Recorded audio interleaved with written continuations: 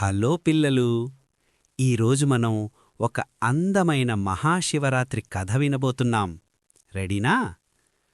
ఒకప్పుడు ఒక అడవిలో ఒక వేటగాడుండేవాడు. అతని పేరు గురుద్రుడు.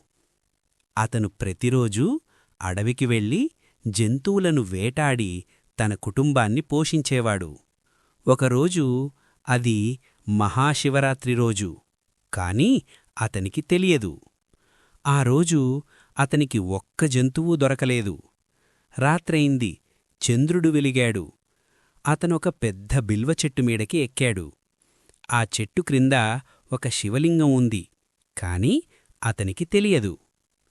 నిద్రరాక అతను చెట్టు ఆకులను ఒక్కొక్కటిగా కింద పడేస్తూ ఉన్నాడు. ఆ ఆకులు నేరుగా శివలింగంపై పడ్డాయి. ఆ రోజు అతను ఏమీ తినలేదు. అంటే ఉపవాసం చేశాడు.